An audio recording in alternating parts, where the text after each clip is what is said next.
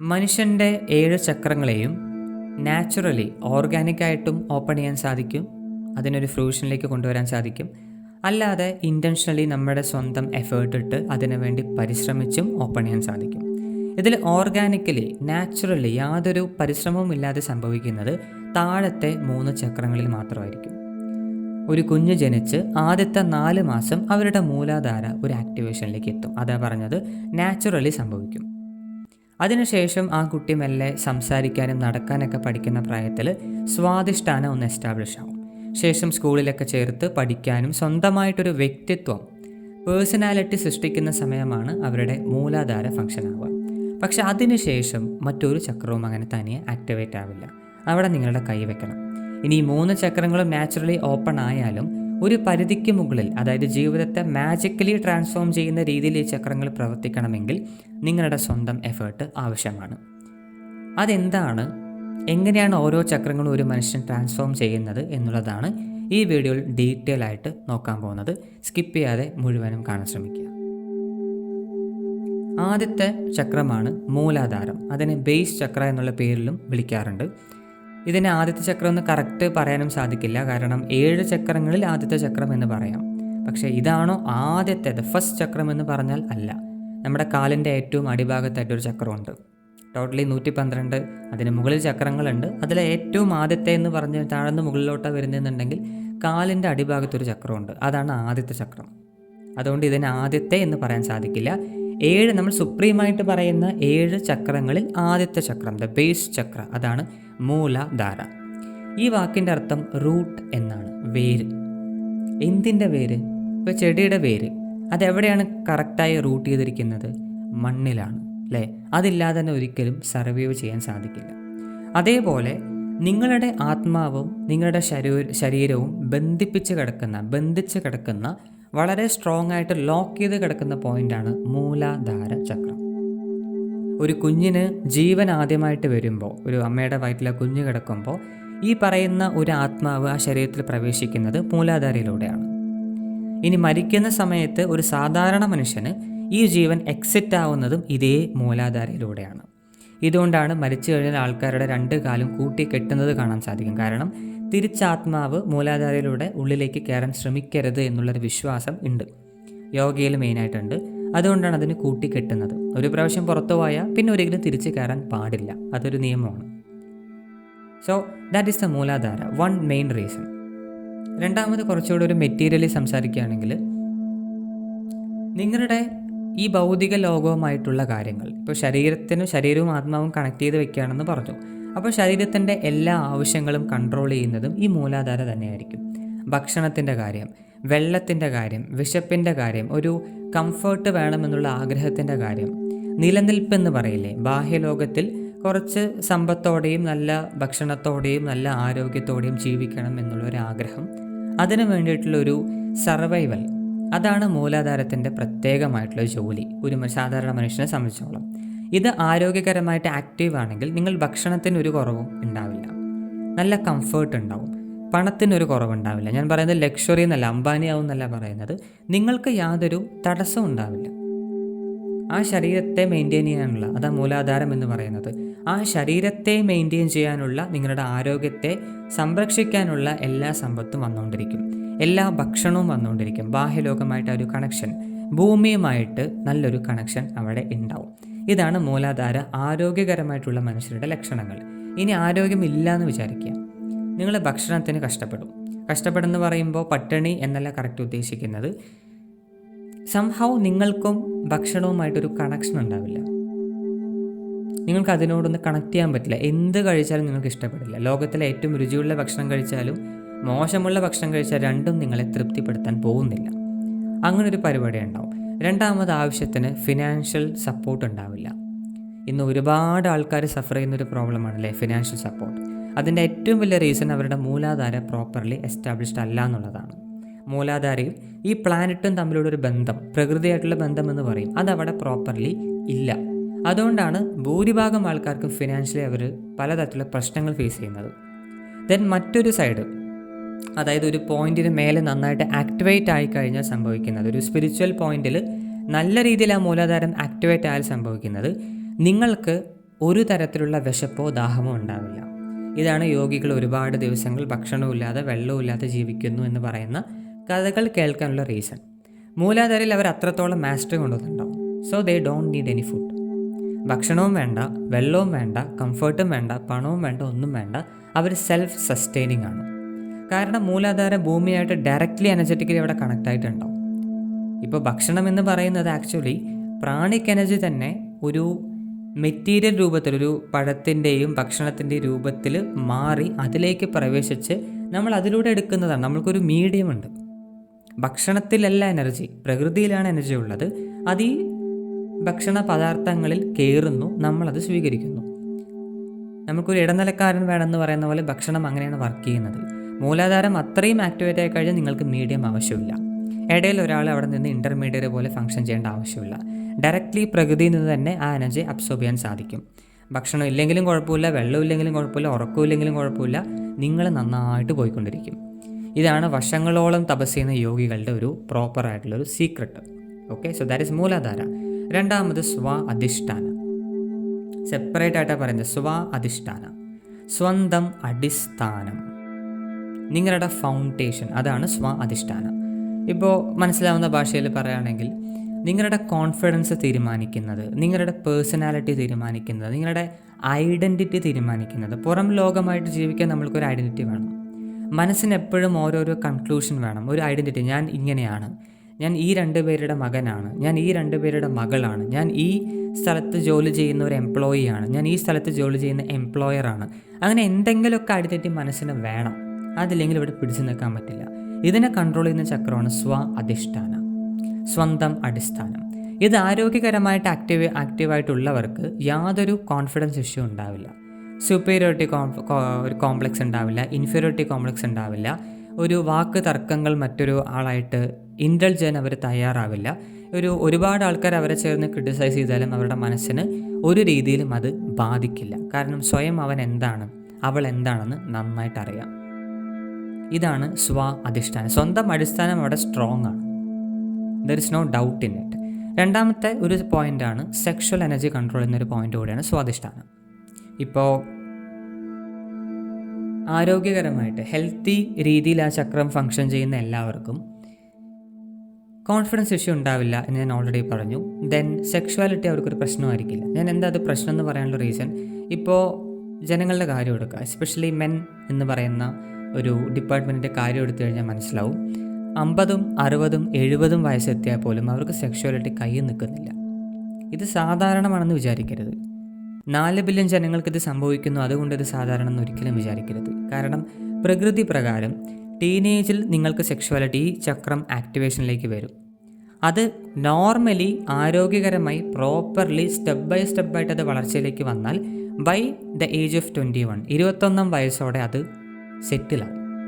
അത് ഇല്ലാണ്ടാവും എന്നല്ല പറയുന്നത്, അത് പൂർണ്ണമായും നിങ്ങളുടെ കയ്യിലേക്ക് ഒതുങ്ങും. പൂർണ്ണമായും അത് സെറ്റിലാവും, അത് നല്ല കാമാവും. പിന്നെ അതിൻ്റെ ആവശ്യം എന്താ നിങ്ങൾക്കറിയാം, അത് എന്തിനാണെന്ന് നിങ്ങൾക്കറിയാം. ഒരിക്കലും ഒരു നിയന്ത്രണമില്ലാതെ കൺട്രോളില്ലാതെ വെറുതെ ഒരു കാരണവുമില്ലാതെ അത് മേലോട്ട് വരികയും താഴോട്ട് പോവുകയും അങ്ങനെ ഒരു എനർജി റൈസിങ് ആൻഡ് ഫോളിങ് ഈ എനർജിക്ക് സംഭവിക്കില്ല. സോ ഇന്ന് നമ്മുടെ പോപ്പുലേഷൻ എടുത്തു കഴിഞ്ഞാൽ almost more than half of the population അവർ സഫർ ചെയ്യുന്നത് ഈ ഒരു കൺട്രോൾ ഇല്ലായ്മ കാരണമാണ്. അതുകൊണ്ട് ഞാൻ കമൻറ്റ് സെക്ഷനിൽ കാണാറുണ്ട്, മാസ്റ്റർബേഷൻ എങ്ങനെ കൺട്രോൾ ചെയ്യുന്ന വീഡിയോ ചെയ്യാമോ, സെക്ഷൽ ഏർജ് എങ്ങനെ കൺട്രോൾ ചെയ്യുന്ന വീഡിയോ ചെയ്യാമോ. ഇത് ചെയ്യേണ്ട ആവശ്യമില്ല. കാരണം എല്ലാവരും അതിനെ അപ്രോച്ച് ചെയ്യുന്ന സെക്ഷുവാലിറ്റി ഈസ് എ പ്രോബ്ലം എന്ന് പറഞ്ഞിട്ടാണ്, മാസ്റ്റർബേഷൻ ഈസ് എ പ്രോബ്ലം എന്ന് പറഞ്ഞിട്ടാണ്. അതല്ല പ്രോബ്ലം, ഈ ചക്രമാണ് അതിൻ്റെ ഒരു ഫണ്ടമെൻ്റൽ സോഴ്സ്. അത് കാരണം നിങ്ങൾക്കെന്തോ പറ്റുന്നു എന്നല്ല, അത് ആരോഗ്യകരമായിട്ടല്ല നിലനിൽക്കുന്നത്. അതിന് പ്രോപ്പറായിട്ടുള്ളൊരു ഫൗണ്ടേഷൻ, അതിന് കറക്റ്റായിട്ടുള്ളൊരു ക്രിയേറ്റീവ് ഔട്ട്ലെറ്റ് കൊടുത്തു കഴിഞ്ഞാൽ പിന്നെ ഇതൊരിക്കലും നിങ്ങൾക്കൊരു പ്രശ്നമായിരിക്കില്ല. ഒന്നില്ലെങ്കിൽ സ്വാധിഷ്ഠാനം ക്രിയേറ്റീവായിട്ട് എക്സ്പ്രസ് ആവണം. ആർട്ട് ഫോമിലൂടെ ഒരു എഴുത്തോ വായനയോ ക്രിയേഷൻ ഉണ്ടാവണം. നിങ്ങളുടെ കയ്യിൽ നിന്ന് എന്തെങ്കിലും അവിടെ ക്രിയേറ്റ് ആവണം. റീപ്രൊഡക്ഷൻ എന്ന് പറഞ്ഞാൽ എന്താ, ഒരു എന്തിനെയോ ഒന്ന് ഭൂമിയിലേക്ക് കൊണ്ടുവരാൻ നോക്കുകയാണ്. ഇതിനെ ഇങ്ങനെ തന്നെ കൊണ്ടുവരണമെന്നില്ല, ഞാനതാ പറയുന്നത്. സ്വാധിഷ്ഠാനത്തിനൊരു ക്രിയേറ്റീവ് ഔട്ട്ലെറ്റ് മതി. റീപ്രൊഡക്ഷൻ്റെ കൂടെ തന്നെ വരണമെന്നൊന്നുമില്ല. You can give any other mechanism, like you can create something. അതെന്ത് വേണമെങ്കിലും ആവാം, ക്രിയേറ്റീവ് ആയിരിക്കണം, അത്രയേ ഉള്ളൂ. നിങ്ങളിലൂടെ എന്തെങ്കിലും ഒന്ന് ബർത്തിലേക്ക്, ഒരു ജനനത്തിലേക്ക് വരണം. ദെൻ സെക്ഷുവാലിറ്റി ഒരിക്കലും നിങ്ങൾക്കൊരു പ്രശ്നമായിരിക്കില്ല. So for all the men this is the only answer. കുറേ പേര് പല ചലഞ്ച് എടുക്കാറുണ്ട്, മന്ത്ര ചാൻറ്റ് ചെയ്യാറുണ്ട്, പ്രോമിസ് എടുക്കാറുണ്ട്, ബ്രഹ്മചര്യം എടുക്കാറുണ്ട്. അതൊക്കെ വേസ്റ്റാണ്. നിങ്ങൾക്ക് ഈ കാര്യം അറിഞ്ഞില്ലെങ്കിൽ പിന്നെ ബ്രഹ്മചര്യം എടുക്കുന്നതിൽ ഒരു പോയിൻ്റ് ഇല്ല. ആദ്യം ഇത് കയ്യിൽ ഒതുങ്ങണം, എന്നിട്ട് ബ്രഹ്മചര്യം എടുത്ത് അതിൻ്റെ പവർ എന്താ മനസ്സിലാവും. ഇതൊരു പിടിയും വലിയും നടക്കുന്ന പോലെ ടഗ് ഓഫ് വാറിൽ നിങ്ങൾ ബ്രഹ്മചര്യം ഇന്ന് പ്രോമിസ് ചെയ്യുന്നു, നാളെ തെറ്റിക്കുന്നു.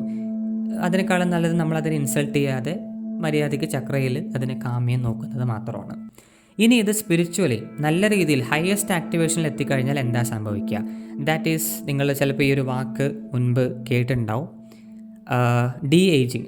റിവേഴ്സ് ഏജിങ് എന്നുള്ളൊരു വാക്കുണ്ട്. ഇപ്പോൾ സയൻസിൽ ഒരുപാട് അവർ ശ്രമിച്ചുകൊണ്ടിരിക്കുന്നൊരു കാര്യമാണ്, എങ്ങനെയെങ്കിലും ഏജിങ്ങിനെ തിരിച്ചു കൊണ്ടുവരണം, ബാക്കിലോട്ട് കൊണ്ടുവരണം. ഇപ്പോൾ നിങ്ങൾക്കൊരു 20 വയസ്സാണ്, 50 വയസ്സാവുമല്ലോ എന്തായാലും, പിന്നെ അത് 60 ആവും, 70 ആവും. ഇതാണ് എല്ലാ മനുഷ്യൻ്റെയും പേടി. ഇപ്പോൾ സയൻസ് എന്ന് പറയുന്നു ഞങ്ങളെല്ലാം യുക്തിപരമായി നോക്കും എന്ന് പറഞ്ഞാലും മരണം എന്ന് പറഞ്ഞാൽ അവർ പേടിക്കുന്നുണ്ട്. അതിലെന്താ യുക്തിയുള്ളത്? ജനിച്ചാൽ മരിക്കും, ഇതിൽ പേടിക്കേണ്ട ആവശ്യം എന്താ? അതിനെ തടയാൻ നോക്കേണ്ട ആവശ്യം എന്താ? Why are you terrified of death? But science continuously ഇതിനെങ്ങനെ തോൽപ്പിക്കണം, എങ്ങനെ ശരീരത്തെ തിരിച്ചു കൊണ്ടുവരണം, എങ്ങനെ മരിക്കാതെ പ്രിസർവ് ചെയ്യാൻ പറ്റും. ഇപ്പോൾ അതിനുവേണ്ടി വർക്ക് ചെയ്യുന്ന ആൾക്കാരുണ്ട്, ബില്യനേഴ്സ് ഉണ്ട്, മരിക്കാതിരിക്കാനുള്ള സയൻസ് ഡെവലപ്പ് ചെയ്യാൻ ഫണ്ട് ചെയ്യുന്ന എത്രയോ വലിയ വലിയ ആൾക്കാരുണ്ട്. ഇതാണ് സയൻസ്. അതായത് ദേ ആർ ടെല്ലിങ് എല്ലാം യുക്തിപരമായി നോക്കണം. പക്ഷെ ഇതിലെവിടെ യുക്തി? ജനിച്ചാൽ മരിക്കും, അവർക്കത് സ്റ്റോപ്പ് ചെയ്യണം. It is not possible. But ഈ ചക്രം അതിൻ്റെ ഫുൾഫിൽമെൻറ്റിലേക്ക് വന്നു കഴിഞ്ഞാൽ then reverse ageing is 100% possible.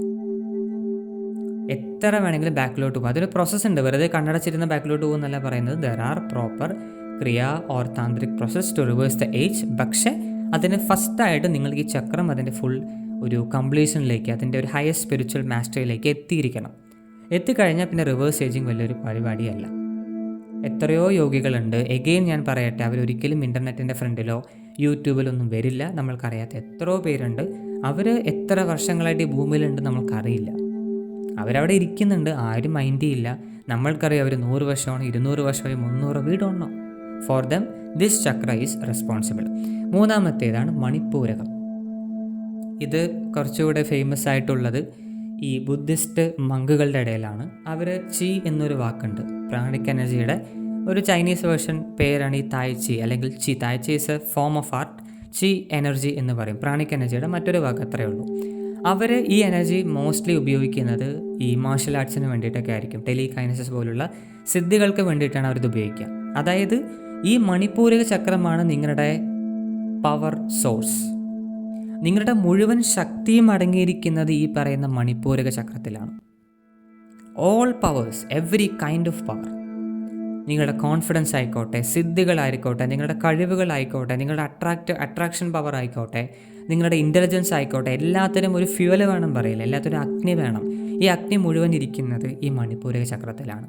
ഇത് ആക്റ്റീവ് ആണെങ്കിൽ അവർ നല്ല രീതിയിൽ ഫിസിക്കൽ വേൾഡിൽ ആക്റ്റീവ് ചെയ്യുന്നത് കാണാൻ സാധിക്കും. ബിസിനസ്മാൻ, അതുപോലെ അത്ലറ്റുകൾ എടുത്തു കഴിഞ്ഞാൽ അവർ, ദെൻ സെലിബ്രിറ്റികൾ എടുത്തു കഴിഞ്ഞാൽ ഒരുപാട് പൈസ ഉണ്ടാക്കുന്ന ആൾക്കാരെ എടുത്ത്, പറ്റിച്ച് പൈസ ഉണ്ടാക്കുന്ന ആൾക്കാരല്ല, നല്ല നല്ല നിലകളിലൊക്കെ നിന്ന് വർക്ക് ചെയ്യുന്ന ആൾക്കാരെ എടുത്തു കഴിഞ്ഞാൽ അവർക്കൊക്കെ ഈ മണിപ്പൂരകം നല്ല ആരോഗ്യകരമായിട്ട് ഫങ്ഷൻ ചെയ്യുന്നുണ്ടാവും. അതുകൊണ്ടാണ് ഒരുപാട് പേര് അവരോട് അട്രാക്റ്റ് ആവുന്നത്. Attraction not necessary physical attraction. Celebrity എന്ന് മാത്രം പറയല്ലോ, ഒരു ബിസിനസ്മാൻ, അവരെ നിങ്ങൾ കണ്ടിട്ട് പോലുമില്ല. ഇപ്പോൾ എയർടെലിൻ്റെ ഓണർ ആരാണ്, ജിയോയുടെ ഓണർ ആരാണ്, വോഡഫോണിൻ്റെ ഓണർ ആരാണ്, BSNL ഓണർ ആരാ ചോദിച്ചാൽ നിങ്ങൾക്കറിയില്ല. മെജോറിറ്റി ആൾക്കാർക്കും അറിയില്ല. പക്ഷെ നമ്മൾ ഓഫർ എടുക്കുന്നുണ്ട്, അത് ചെയ്യുന്നുണ്ട്. Because they have that power. അവർക്ക് അത്രയും ആൾക്കാർ അവിടെ ബോർഡ് മെമ്പേഴ്സിലുണ്ടെങ്കിൽ അതിൽ 1-2 പേർക്ക് അല്ലെങ്കിൽ കൂടുതൽ പേർക്കും ഈ പവർ ഉണ്ടാവും. So they are attracting people. അത് ക്ലയൻസിൻ്റെ രൂപത്തിലായിരിക്കാം, അല്ലെങ്കിൽ ഫാൻസിൻ്റെ രൂപത്തിലായിരിക്കാം. അപ്പോൾ ഇങ്ങനത്തെ സിറ്റുവേഷനിലാണ് അവർക്ക് അത്രയും ആരോഗ്യമുള്ളത് കൊണ്ടാണ് they are able to attract that many people.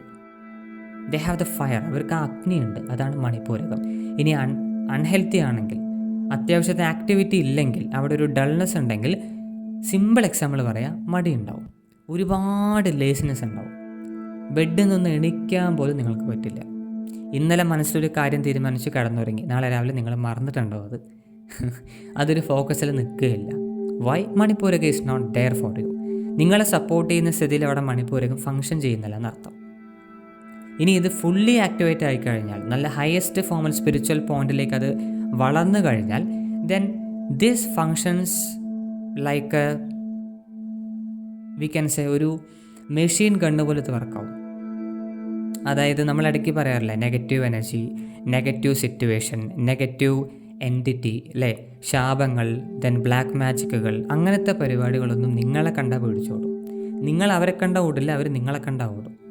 മണിപ്പൂരക ഒരു അഗ്നിയാണ്, നിങ്ങൾ ജ്വലിച്ചു കൊണ്ടിരിക്കുകയാണ്, ആർക്കും തൊടാൻ പറ്റില്ല. രണ്ടാമതാണ് ഹൈ ഡൈജഷൻ പവർ. ഭക്ഷണം മാത്രം ഡൈജസ്റ്റ് ചെയ്യുന്ന ശക്തിയല്ല അവിടെ ഉദ്ദേശിക്കുന്നത്. നിങ്ങൾക്ക് ഈ ലോകത്തിലുള്ള ഏതൊരു അറിവും ഗ്രാസ്പ് ചെയ്യാൻ സാധിക്കും. ഡൈജഷൻ എന്ന് ഉദ്ദേശിക്കുന്നത് ഭക്ഷണത്തെ മാത്രമല്ല, എന്തൊരു കാര്യത്തെയും അതിനെ ബ്രേക്ക് ചെയ്ത് അസിമുലേറ്റ് ചെയ്ത് നിങ്ങളുടെ ഉള്ളിൽ ലയിപ്പിക്കുന്ന പ്രക്രിയയാണ് ഈ ഡൈജഷൻ, ദഹനം. അത് ഭക്ഷണത്തിന് മാത്രമല്ല, എല്ലാത്തിനും ഉൾപ്പെടും. സോ എവറിത്തിങ്, അത് അറിവാണെങ്കിലും എന്തൊരു കാര്യമാണെങ്കിലും നിങ്ങൾക്കത് മനസ്സിലാക്കാനും അതിനെ ബ്രേക്ക് ചെയ്യാനും അനലൈസ് ചെയ്യാനും അതിനെ പഠിക്കാനും മറ്റ് വ്യക്തികളെക്കാളും ഒരു പോപ്പുലേഷനേക്കാളും ഏറ്റവും സ്പീഡിൽ തന്നെ ഗ്രാസ്പ് ചെയ്യാൻ സാധിക്കും. നിങ്ങളുടെ ബ്രെയിനിൽ നിന്ന് നിങ്ങളുടെ മനസ്സിൽ നിന്നും ഒന്നും എസ്കേപ്പ് ആവില്ല. U will be very strong. ഈ ഗണത്തിലാണ് ഈ സയൻറ്റിസ്റ്റുകളും ഈ എൻജിനീയേഴ്സും ഈ കോഡിങ് ചെയ്യുന്നവരും ഹാക്കറുകളൊക്കെ പോയി പെടുന്നത്. ഈ ചക്രം നല്ല രീതിക്ക് വർക്ക് ചെയ്യുന്നവർക്കാണ്. അവിടെ നിന്നൊന്നും മിസ്സാവില്ല. അറ്റൻഷൻ ടു ഡീറ്റെയിൽ എന്ന് പറയും. സ്പിരിച്വലി ഇത് ആക്ടിവേറ്റ് ആകുമ്പോഴാണ് ഞാൻ പറഞ്ഞ ഈ ബുദ്ധിസ്റ്റ് മംഗളെ പോലെ അവർക്ക് അവരുടെ എനർജിയെ പുറത്തോട്ട് കൊണ്ടുവരാൻ സാധിക്കും. ഈ ടെലികൈനസിസ്, ദെൻ ചില സിറ്റുവേഷനിൽ അങ്ങനത്തെ പല സിദ്ധികളുണ്ട്. ഈ മെറ്റീരിയൽ നമ്മൾ തൊടാതെ തന്നെ ഒരു ഒബ്ജക്റ്റിനെ മൂവ് ചെയ്യുന്നൊരു പവറുണ്ട്, അത് ചെയ്യാൻ സാധിക്കും. അതുപോലെ മറ്റൊരു വ്യക്തിയെ കൺട്രോൾ ചെയ്യാൻ, ഹിപ്നോട്ടൈസ് ചെയ്യാമെന്ന് പറയും. കണ്ണുകൊണ്ടുള്ളതല്ല, നമ്മളുടെ ഒരു പ്രാണിക് എനർജി ഉപയോഗിച്ച് അവരെ നിയന്ത്രിക്കാനും അവരെ നമ്മുടെ കൺട്രോളിൽ കൊണ്ടുവരാനും ഈവൻ വലിയൊരു ക്രൗഡിനെ കൺട്രോൾ ചെയ്യാനും ഒരു വാക്ക് ഉച്ചരിക്കാതെ ഒന്നും ചെയ്യാതെ. ഇപ്പോൾ ബിസിനസ്മാൻ്റെ കാര്യം പറഞ്ഞു, അവരെന്തെങ്കിലുമൊക്കെ ചെയ്യണം. ഇത് മങ്കുകളുടെ കാര്യം, ഓക്കെ. ആൻഡ് ഈ പറയുന്ന യോഗികളുടെ കാര്യം, അവരൊന്നും ചെയ്യണ്ട. അവർ വെറുതെ കണ്ണടച്ചിരുന്നാൽ പോലും ഈ ലോകത്തെ തന്നെ അവരുടെ അടിമയാക്കാൻ സാധിക്കും. അത്രയും പവർ അവർക്ക് മണിപ്പൂരകത്തിൽ ഉണ്ടാവും. ഓക്കെ. ദെൻ നാലാമത്തെ ചക്രമാണ് അനാഹത. അനാഹത ഏറ്റവും ഫേമസ്ലി അറിയപ്പെടുന്നത് ഹാർട്ട് ചക്ര എന്നാണ്. പലരും ഇതിനെ പറഞ്ഞിരിക്കുന്നത് ഇറ്റ്സ് എ ഇമോഷണൽ ചക്ര, നിങ്ങളുടെ വികാരങ്ങൾ ഓടിക്കളിക്കുന്ന ചക്രമാണ് എന്ന് പറയും. അതേ ഒരർത്ഥത്തിൽ, പക്ഷെ അത് ഏറ്റവും ബേസിക് ആയിട്ടുള്ള കാര്യമാണ്. അത് ഹെൽത്തി ആണെങ്കിൽ നിങ്ങൾക്ക് ഇമോഷണലി യാതൊരു കുഴപ്പവും ഉണ്ടാവില്ല, അത്രയേ ഉള്ളൂ. അൺഹെൽത്തി ആണെങ്കിൽ പല തരത്തിലുള്ള ട്രോമ, പല തരത്തിലുള്ള ഇന്നർ വൂണ്ടുകൾ എല്ലാം ഉണ്ടാവും. മുറിവുകളാണ് അവിടെ കൂടുതലായിട്ട് ഉണ്ടാവുക. നിങ്ങൾക്കൊരിക്കലും മനസ്സ് തുറന്ന് ജീവിക്കാൻ സാധിക്കില്ല. ഈ പ്രപഞ്ചമായിട്ടും പ്രകൃതിയായിട്ടും ഓപ്പണായിട്ട് കണക്ട് ചെയ്യാൻ സാധിക്കില്ല. അനാഹത അവിടെ വളരെ ഡള്ളായിട്ട്, ഇനാക്റ്റീവായിട്ട്, അൺഹെൽത്തി ആയിട്ട് ഇരിക്കുമ്പോൾ you can connect with another human being or nature or universe. ഇതാണ് ഏറ്റവും ബേസിക് ഫങ്ഷൻ. സ്പിരിച്വലി നോക്കുകയാണെങ്കിൽ ഇതാണ് നമ്മൾക്ക് പറയുമ്പോൾ ഒരു പാലം. താഴെയുള്ള ലോവർ 3 ചക്രങ്ങളിൽ നിന്നും മുകളിലുള്ള ഹയർ ആയിട്ടുള്ള 3 ചക്രങ്ങളിലേക്കുള്ളൊരു പാലമാണ്, ഒരു ടണലാണ്, ഒരു ഡോറാണ് ഈ അനാഹത. ഇൻട്രസ്റ്റിംഗ്ലി ഇത് എല്ലാവർക്കും ഈസിലി ആക്റ്റീവാണ്, പക്ഷെ ആർക്കും എന്തോ ആ ഡോറ് തുറക്കാറില്ല. മിക്ക മനുഷ്യർക്കും ഇതവിടെ നല്ല പ്രോപ്പറായിട്ട് വർക്കാവുന്നുണ്ട്, പക്ഷേ ഞാൻ പറഞ്ഞ ഡോറില്ല. അതുകൊണ്ടാണ് പറയുന്നത്, കുട്ടികൾ ജനിച്ച് 3 ചക്രം വരെ ഓക്കെ ആയിരിക്കും, പക്ഷേ ഈ ടണൽ കടന്ന്, ഈ വാതിൽ കടന്നിട്ട് വേണം നിങ്ങൾക്ക് മുകളിലുള്ള വിശുദ്ധിയിലേക്കും ആഗ്നയിലേക്കും സഹസ്രാരത്തിലേക്കും പോകേണ്ടി വരിക. അവിടെയാണ് നമുക്ക് പ്രാണിക് എനർജി ആവശ്യമായിട്ടുള്ളത്. ദാറ്റ് ഈസ് നിങ്ങളുടെ മനസ്സ്, അതായത് നിങ്ങളുടെ ഭൗതിക ശരീരം പലതരത്തിലുള്ള സാധനങ്ങളും മെഡിറ്റേഷനൊക്കെ ചെയ്തുകൊണ്ട് അതിൻ്റെ എനർജികളെ നന്നായിട്ട് കൂട്ടി നട്ടലിലൂടെ, കുണ്ടലിനി എന്ന് കേട്ടിട്ടുണ്ടാവും, ഈ ഓരോ ചക്രങ്ങളും ക്രോസ് ചെയ്ത് ആ പ്രാണൻ അനാഹതയിൽ ടച്ച് ചെയ്യണം. അവിടെ നിന്ന് മാത്രമേ നിങ്ങളിലേക്ക് ഈ പ്രാണിക് എനർജി, അനാഹതയിലൂടെ മാത്രമേ അത് മുകളിലേക്ക് പോകൂ. നിങ്ങൾക്കത് ക്രോസ് ചെയ്ത് പോകാം, പക്ഷെ ഫോർ മോസ്റ്റ് പീപ്പിൾ ഇങ്ങനെ മാത്രമേ പോകൂ. അതിന് നിങ്ങൾക്കൊരു പ്രഷർ വേണം. അതായത് താഴ്ന്ന ബേസ് ചക്രം മുതൽ മേലോട്ട് റോക്കറ്റ് ലോഞ്ച് ചെയ്യുന്ന പോലെ നല്ലൊരു പ്രൊപ്പൽഷൻ വേണം, ഒരു സിസ്റ്റം അങ്ങോട്ട് പുഷ് ചെയ്യുന്നൊരു പരിപാടി വേണം. അതിനാണ് ധ്യാനം, അതിനാണ് സാധനകൾ. നിങ്ങൾക്കൊരു എക്സ്ട്രാ പുഷിന് വേണ്ടിയിട്ട്, നിങ്ങൾക്ക് ഓൾറെഡി ഉള്ള പ്രാണിക് എനർജിക്ക് കൂടുതലായിട്ട് അതിനേക്കാളും മുകളിലുള്ള എനർജിക്ക് വേണ്ടിയിട്ടാണ് ഈ സാധനകളും മെഡിറ്റേഷനും പോലുള്ള എല്ലാ പരിപാടികളും ചെയ്യുന്നത്.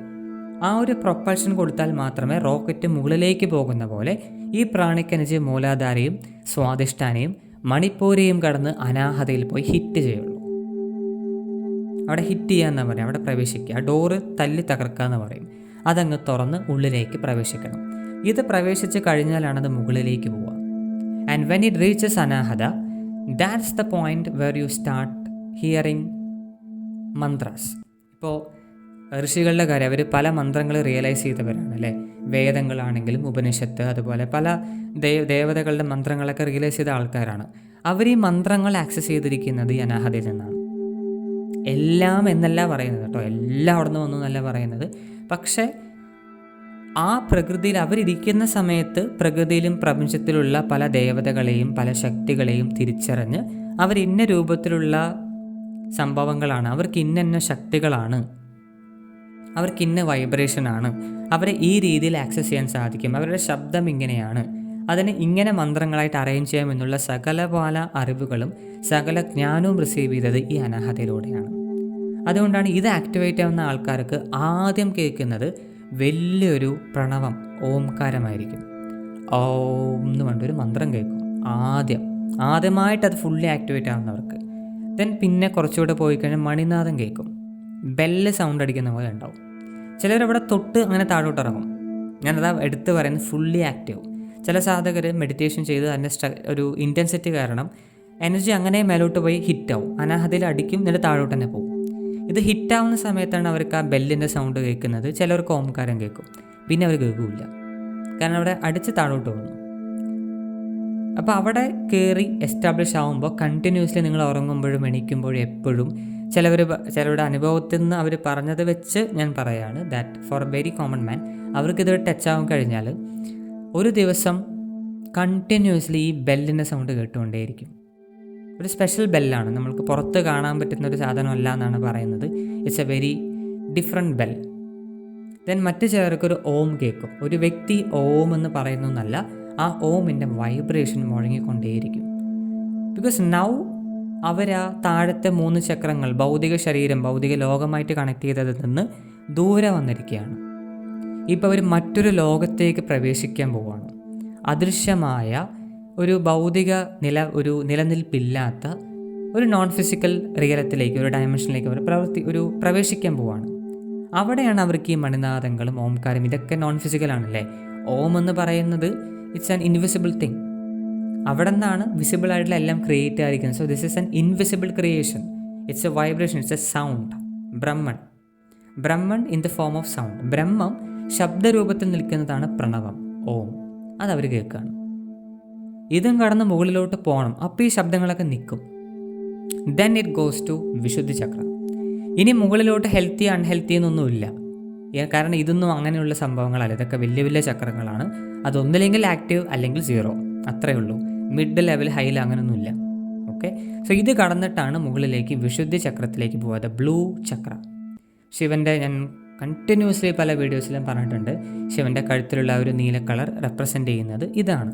ഇത് പണ്ട് മുതൽ കണ്ടിന്യൂസ്ലി ഇപ്പോൾ ഒരു 2000-ന് മുൻപിലുള്ള വർഷങ്ങളുടെ യോഗികളുടെ പല ആർട്ടിക്കിൾസും ബുക്സൊക്കെ എടുത്ത് നോക്കിക്കഴിഞ്ഞാൽ അതിലൊക്കെ കാണാൻ സാധിക്കും. ദേ ഹാവ് കറക്റ്റായിട്ട് അവരതിന് എക്സാമ്പിൾ സഹിതം പറഞ്ഞിട്ടുണ്ട്.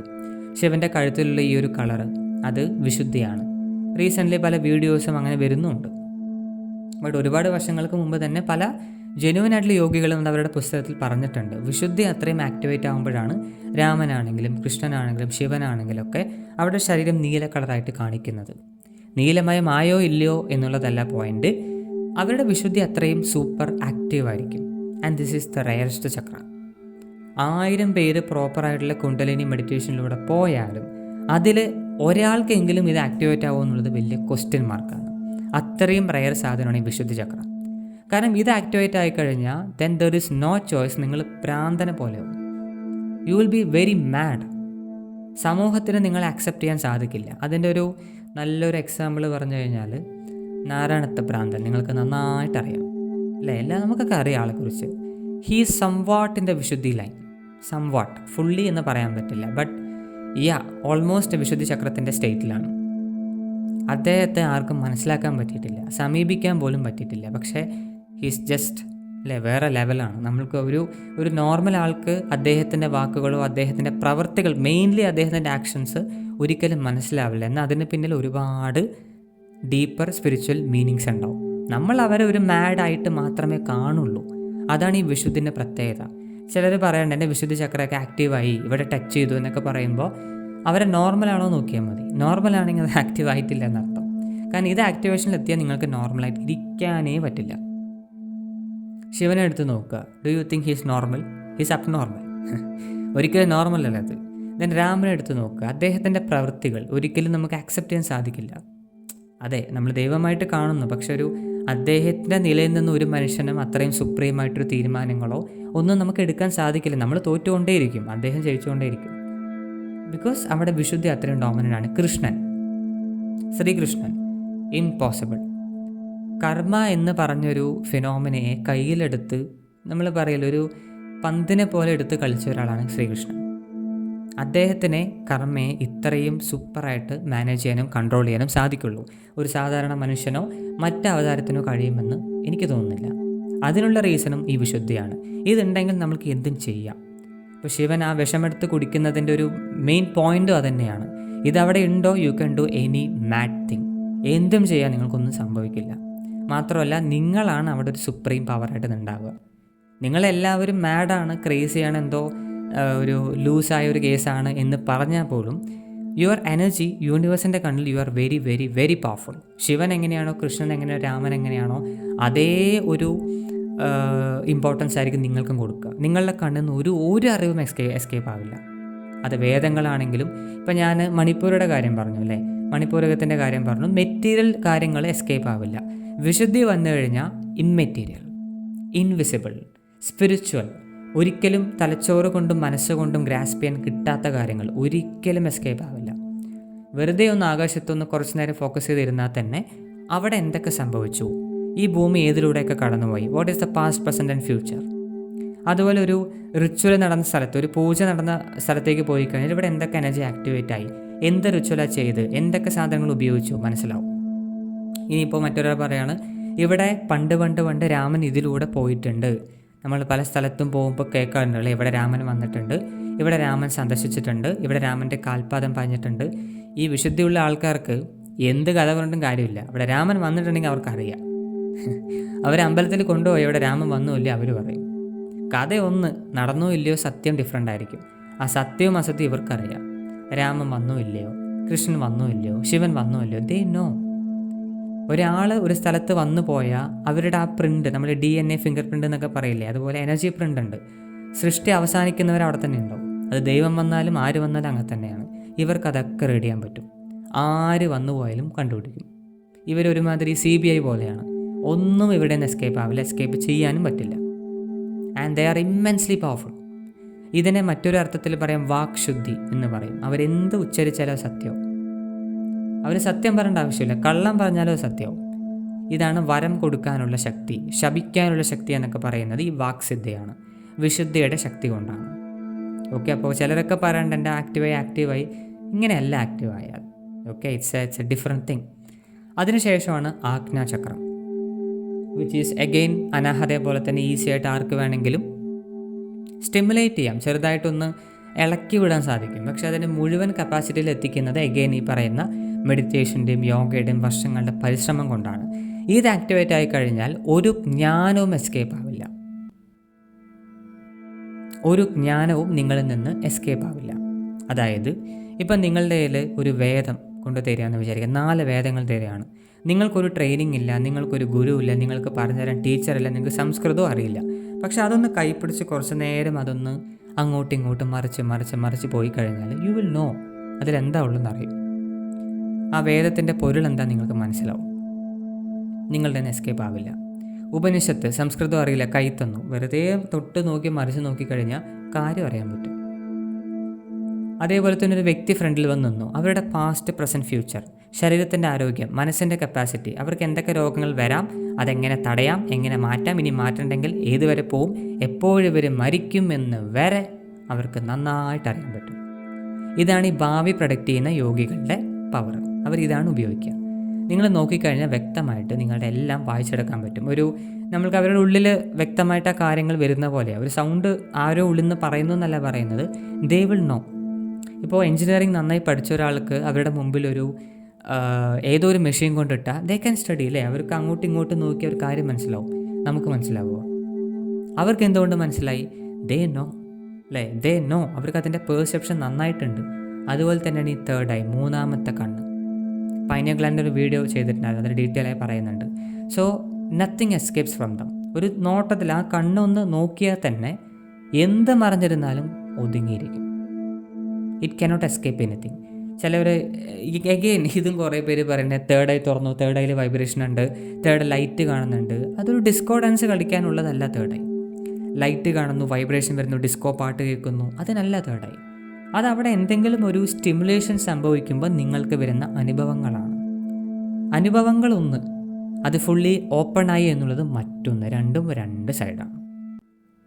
സോ വെൻ ഇറ്റ് ഓപ്പൺസ് അത് വളരെ സൈലൻ്റ് ആയിരിക്കും. വലിയ പടക്കമൊക്കെ പൊട്ടിച്ച് ഡിസ്കോ ഡാൻസ് കളിച്ച് കുറേ നിറങ്ങളൊക്കെ 3D ലൈറ്റൊക്കെ കാണിച്ചിട്ടല്ല അത് തുറക്കുക. വളരെ സൈലൻ്റ് ആയിരിക്കും. ആദ്യമായിട്ട് അവിടെ എനർജി പ്രവേശിക്കുമ്പോഴാണ് ഈ പറഞ്ഞ കലാപരിപാടിയൊക്കെ നടക്കുക. അത് കഴിഞ്ഞ് അത് അതിൻ്റെ പൂർണ്ണ വളർച്ചയിലെത്തുന്നത് വളരെ സൈലൻ്റ് ആയിട്ടായിരിക്കും, ക്വയറ്റാണ്, ഒരു അനുഭവം ഉണ്ടാവില്ല. ചിലരൊക്കെ പറയും ഞാൻ ധ്യാനിക്കുന്നുണ്ട്, ആദ്യമൊക്കെ നല്ല വൈബ്രേഷൻ ഉണ്ട്, ഇപ്പോൾ ഒരു വൈബ്രേഷനും ഇല്ല, ഒരു അനുഭവവും ഇല്ല, ഇതെന്താ അത്, ഞാൻ ചെയ്യുന്നത് തെറ്റുണ്ടോ? ഇവരെയാണ് ചൂരിൽ വെച്ച് അടിക്കേണ്ടത്. കാരണം വളർച്ച എന്ന് പറയുന്നത് അനുഭവങ്ങളിലാണെന്ന് നിങ്ങൾ വിശ്വസിച്ചാൽ ആത്മീയത പുരോഗമനത്തിൽ കൊണ്ടുവരില്ല. അതൊരിക്കലും സംഭവിക്കില്ല. അനുഭവങ്ങൾ എപ്പോഴും ആദ്യമായിട്ട് ഒരു എനർജി ഒന്നിലേക്ക് പ്രവേശിക്കുമ്പോഴാണ് സംഭവിക്കുക. ഇപ്പോൾ ഇവിടെ കോഴ്സസ് കൊടുക്കുന്നുണ്ട്, അത് പ്രാക്ടീസ് ചെയ്യാൻ തുടങ്ങി ആദ്യമൊക്കെ നിങ്ങൾക്ക് നല്ല നല്ല അനുഭവങ്ങളുണ്ടാവും, പിന്നെ അത് ഉണ്ടാവില്ല, ഉണ്ടാവാൻ പാടില്ല. നിങ്ങൾ അനുഭവങ്ങൾക്കാണോ ധ്യാനിക്കുന്നത്? ആണെങ്കിൽ നിർത്തിക്കോളൂ. ഇവിടെ അത് കിട്ടില്ല.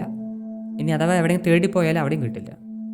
ചിലരതിനെ ഫേക്ക് ചെയ്യും. ബട്ട് അനുഭവങ്ങളല്ല പുരോഗമനം, അനുഭവങ്ങളല്ല ആത്മീയത. അനുഭവം എപ്പോഴും നിങ്ങളുടെ ഒരു എനർജി ആദ്യമായിട്ടൊരു സ്പിരിച്വൽ സ്പേസിലേക്ക്, ഒരു സ്പിരിച്വൽ ഡയമെൻഷനിൽ പ്രവേശിക്കുമ്പോൾ സംഭവിക്കുന്ന സൈഡ് എഫക്റ്റാണ്. ആദ്യമായിട്ട് എല്ലാ ദിവസവും സംഭവിക്കില്ല. നിങ്ങൾ ഡോറ് തുറന്ന് പ്രവേശിച്ചാൽ പിന്നെയും പിന്നെയും ഡോറ് തുറന്ന് കയറണോ എന്നാണ് ചോദിക്കുന്നത്. ആവശ്യമില്ലല്ലോ. ഇപ്പം നിങ്ങൾ വീടിനുള്ളിൽ ഇരിക്കുകയാണ്, നിങ്ങൾ ആദ്യം ഡോറ് തുറന്ന് ഉള്ളിൽ കയറി, ഓരോ പ്രാവശ്യവും നിങ്ങൾ ബാക്കിലൂടെ ഇറങ്ങി വന്ന് ഫ്രണ്ടിലൂടെ കയറണോ ചോദിക്കുകയാണ്. Okay, so once you enter into the dimension, ആ ഡോറ് തുറക്കുന്ന സമയത്താണ് എല്ലാ കലാപരിപാടികളും ഗാനമേളയും നൃത്തസന്ധ്യയൊക്കെ സംഭവിക്കുന്നത്. അത് കഴിഞ്ഞു. പിന്നെ it just a constant growth, step by സ്റ്റെപ്പായിട്ട്. അത് അനുഭവങ്ങളായിട്ട് അറ്റാച്ച് ചെയ്ത് കൊണ്ടുപോകാൻ പറ്റില്ല. Okay, so that is the sixth, third eye. Then Sahasrara, ഇത് നമുക്ക് മൂലാധാരമായിട്ട് കണക്ട് ചെയ്ത് സംസാരിക്കാം. ഒരു സാധാരണ മനുഷ്യൻ ശരീരത്തിൽ പ്രവേശിക്കുന്നത് മൂലാധാരയിലുമാണ്, അവർ എക്സിറ്റ് ആവുന്നത്, പുറത്തോട്ട് പോകുന്നത് മൂലാധാരയിലൂടെയാണ്. പക്ഷെ ഒരു അസാധാരണ മനുഷ്യൻ, ഒരു യോഗി, ഒരു സിദ്ധൻ, അക്കംപ്ലിഷ്ഡ് ബീയിങ്, ഒരു ശരീരത്തിൽ അവതാരമായിട്ട് വരുന്നത് സഹസ്രാരയിലൂടെ ആയിരിക്കും. ഇതിലൂടെയാണ് ശരീരത്തിൽ പ്രവേശിക്കുക. അവരവരുടെ എല്ലാം പരിപാടിയും കഴിഞ്ഞ് സമാധിയാവും. ഒന്നില്ലെങ്കിൽ ജീവസമാധി, അല്ലെങ്കിൽ മഹാസമാധി. അത് അവരുടെ താല്പര്യം പോലെ ഉണ്ടാവും. ഇത് അവർ മൂലാധാരയിലൂടെ അല്ല എക്സിറ്റ് ആവുക, അവർ തലയുടെ മുകളിലൂടെ സഹസ്രാരത്തിലൂടെ എക്സിറ്റ് ആവുക. So this is the another entry and exit point. ഇവിടെ മറ്റ് പല സംഭവങ്ങളും ഉണ്ട്. അതായത് ഇതിനെ ആനന്ദത്തിൻ്റെ ഉറവിടം എന്ന് പറയും. ഇവിടെ എനർജി ടച്ച് ചെയ്ത് കഴിഞ്ഞാൽ എക്സ്റ്റസിയാണ്. അവസാനമില്ലാത്ത, അതിരില്ലാത്ത, വിവരിക്കാൻ സാധിക്കാത്ത ആനന്ദത്തിൽ നിങ്ങളങ്ങ് മുഴുകും. ശരീരം അനങ്ങുകയില്ല. ദിവസങ്ങളോളം മാസങ്ങളോളം നിങ്ങളവിടെ ഇങ്ങനെ ആ ഒരു അനുഭൂതിയിൽ, എക്സ്റ്റസിയിൽ ഇങ്ങനെ ഇരിക്കും. നിങ്ങൾ ചിലപ്പോൾ അങ്ങനെ തന്നെ ഇരുന്ന് ശരീരം ഉപേക്ഷിക്കും. നിങ്ങൾ സമാധി വരെ ആവും. നിങ്ങൾക്കത് അറിയില്ല. നിങ്ങളങ്ങ് പ്രപഞ്ചമായി ലയിച്ച് ഒന്നായി മാറിയിട്ടുണ്ടാവും. ഇങ്ങനെയാണ് യോഗികൾ സമാധിയാവുന്നത്. ചിലർ തേർഡ് ഐയിലൂടെ പോകുമ്പോൾ, Swami Vivekananda he went through third eye. But വേറെ ചിലർ സഹസ്രാരയിലൂടെ പോകും. വിശുദ്ധി അനാഹതയൊക്കെ വളരെ റെയറായിട്ടുള്ള സിറ്റുവേഷനാണ്. ഇപ്പോൾ താന്ത്രികർ, നല്ല സുപ്രീം താന്ത്രികമായിട്ടുള്ള ആൾക്കാരെ എടുത്തു കഴിഞ്ഞാൽ അവർ ചിലപ്പോൾ വിശുദ്ധിയിലൂടെ എക്സിറ്റ് ആവും. അത് അവരുടെ ശിഷ്യന്മാർക്ക് വേണ്ടിയിട്ടായിരിക്കും. പിന്നെ നല്ല ജ്ഞാനികൾ തേർഡ് ഐയിലൂടെ എക്സിറ്റ് ആവും, വിവേകാനന്ദൻ്റെ കാര്യം പോലെ. മറ്റ് എല്ലാവരും, മാക്സിമം ആൾക്കാരും സഹസ്രയിലൂടെ എക്സിറ്റ് ആവുക. സോ സാധാരണ മനുഷ്യന് Muladhara is the entry and exit. അസാധാരണമായ യോഗികൾക്ക് Sahasrara is the entry and exit. അവരെന്തെങ്കിലും ഒരു പർപ്പസ് ഫുൾഫിൽ ചെയ്യാൻ വേണ്ടി ഒരു ഓൾറെഡി അക്കംപ്ലിഷ്ഡ് ആയിട്ട് യോഗിയായിരിക്കും. ഇവിടെ വന്ന് തലകുത്തി തപസ് ചെയ്യേണ്ട ആവശ്യമൊന്നും അവർക്ക് ഉണ്ടാവില്ല. അവരെന്തോ കംപ്ലീറ്റ് ചെയ്യാൻ വരുന്നു. അവർ ശരീരത്തിൽ പ്രവേശിക്കുന്നത് മൂലാധാരയിലൂടെയല്ല, സഹസ്രാരയിലൂടെ ആയിരിക്കും. അവർ വരുന്നത് തന്നെ മേലെന്ന് താഴേക്കാണ്. സഹസ്രാര, ആജ്ഞ, വിശുദ്ധി, ഇതൊക്കെ ടക്ക് ടക്ക് ടക്കെന്ന് ആക്ടിവേറ്റ് ആവും. ചെറുപ്പത്തിൽ താഴ്ന്ന് മേലോട്ടല്ല, മേലെന്ന് താഴോട്ടും. No they are accomplished beings. Okay, so that is Sahasrara. ഞാൻ കഴിയുന്നതും വളരെ ഡീറ്റെയിൽ ആയിട്ട് അതിനെക്കുറിച്ച് സംസാരിച്ചിട്ടുണ്ട്. നിങ്ങൾ കേൾക്കുന്നതിനപ്പുറമുള്ള കാര്യങ്ങൾ ഇവിടെ പറഞ്ഞു തന്നിട്ടുണ്ട്. വീഡിയോ ഇഷ്ടമായെങ്കിൽ അത് ക്ലീശയാണ്. നിങ്ങൾക്ക് എന്തെങ്കിലും തോന്നുകയാണെങ്കിൽ കമൻറ്റ് ചെയ്യാം. That's all.